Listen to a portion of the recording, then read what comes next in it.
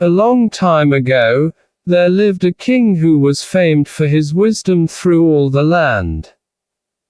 Nothing was hidden from him, and it seemed as if news of the most secret things was brought to him through the air. But he had a strange custom. Every day after dinner, when the table was cleared, and no one else was present, a trusty servant had to bring him one more dish. It was covered and even the servant did not know what was in it. Neither did anyone know, for the king never took off the cover to eat of it, until he was quite alone. This had gone on for a long time, when one day the servant, who took away the dish, was overcome with such curiosity that he could not help carrying the dish into his room. When he had carefully locked the door, he lifted up the cover, and saw a white snake lying on the dish. But when he saw it, he could not deny himself the pleasure of tasting it, so he cut off a little bit and put it into his mouth. No sooner had it touched his tongue than he heard a strange 54 whispering of little voices outside his window. He went and listened, and then noticed that it was the sparrows who were chattering together, and telling one another of all kinds of things which they had seen in the fields and woods.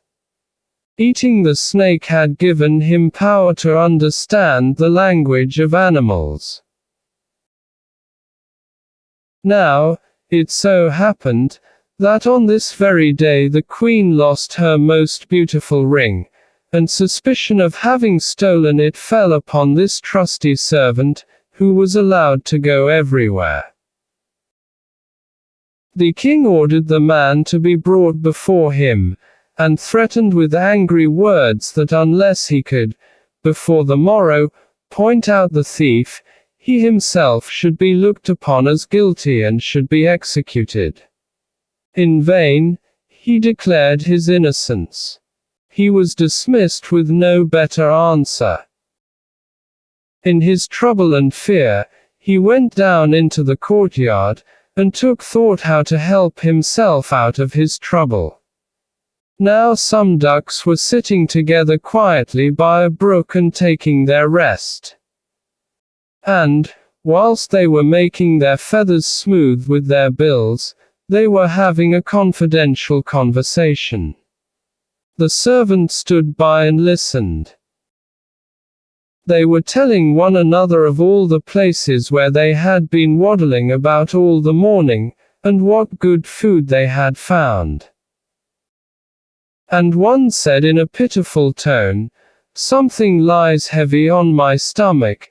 As I was eating in haste I swallowed a ring which lay under the queen's window." The servant at once seized her by the neck, carried her to the kitchen, and said to the cook, "Here is a fine duck.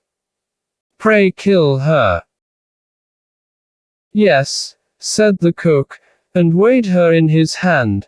"She has 55 spared no trouble to fatten herself, and has been waiting long enough to be roasted." So he cut off her head, and as she was being dressed for the spit, the queen's ring was found inside her. The servant could now easily prove his innocence. The king, to make amends for the wrong, allowed him to ask a favor, and promised him the best place in the court. The servant refused everything, and asked only for a horse and some money for traveling, as he had a mind to see the world and go about a little. When his request was granted, he set out on his way. One day he came to a pond, where he saw 3 fishes caught in the reeds and gasping for water. Now, though it is said that fishes are dumb, he heard them lamenting that they must perish so miserably. As he had a kind heart, he got off his horse and put the 3 prisoners back into the water. They quivered with delight, put out their heads, and cried to him, "We will remember you, and repay you for saving us." He rode on, and after a while it seemed to him that he heard a voice in the sand at his feet. He listened, and heard an ant-king complain, "Why cannot folk, with the clumsy beasts, keep off our bodies? That stupid horse, with his heavy hoofs, has been treading down my people without mercy." So he turned onto a side path, and the ant-king cried out to him, "We will remember you, one good turn deserves another." The path led him into a wood, and there he saw 2 old ravens standing by their nest, and throwing out the young ones. "Out with you, you idle, good-for-nothing creatures!" 56 cried they, "We cannot find food for you any longer. You are big enough, and can provide for yourselves." But the poor young ravens lay upon the ground flapping their wings, and crying, "Oh, what helpless chicks we are! We must shift for ourselves, and yet we cannot fly. What can we do, but lie here and starve?" So the good young fellow alighted and killed his horse with his sword, and gave it to them for food.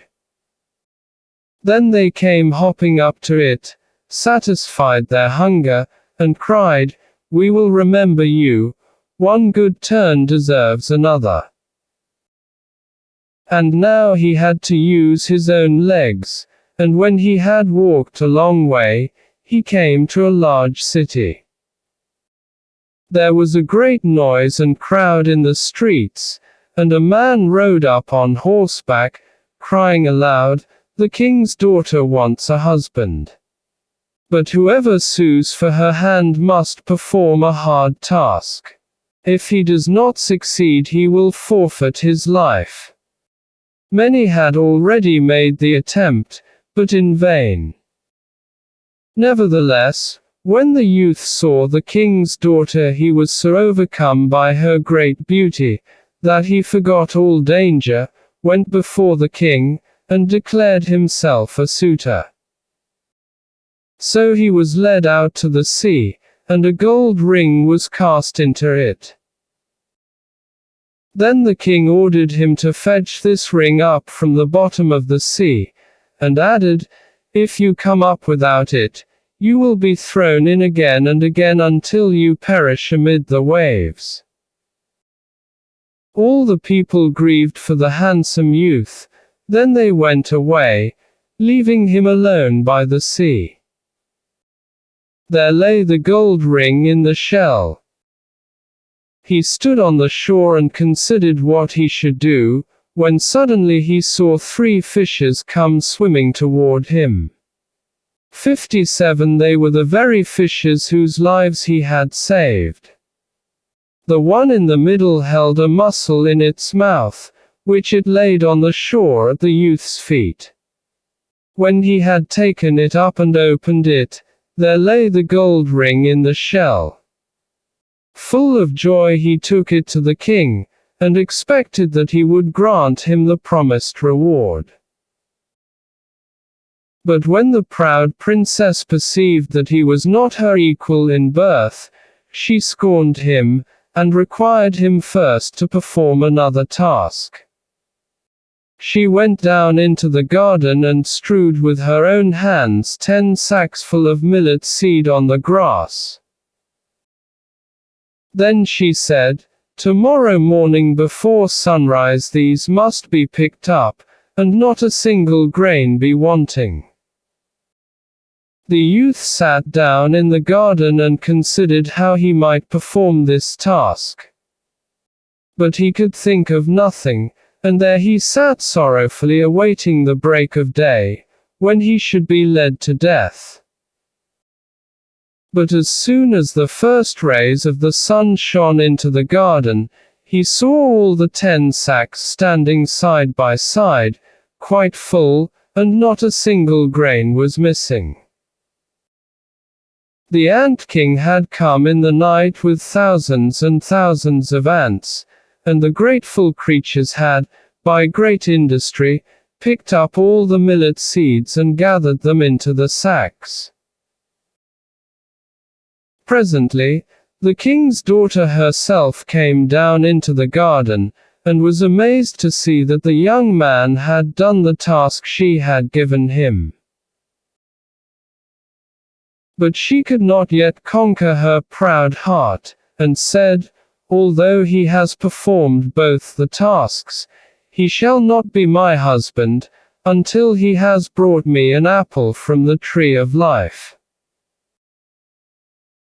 58 The youth did not know where the tree of life stood, but he set out, and would have gone on forever, as long as his legs would carry him, though he had no hope of finding it. After he had wandered through 3 kingdoms, he came one evening to a wood, and lay down under a tree to sleep.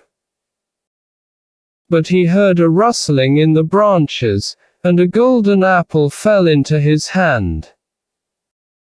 At the same time 3 ravens flew down to him, perched themselves upon his knee, and said, "We are the 3 young ravens whom you saved from starving. When we had grown big, and heard that you were seeking the golden apple, we flew over the sea to the end of the world, where the tree of life stands, and have brought you the apple." The youth, full of joy, set out homeward, and took the golden apple to the king's beautiful daughter, who had now no more excuses left to make. They cut the apple of life in 2 and ate it together, and then her heart became full of love for him, and they lived to a great age in undisturbed happiness.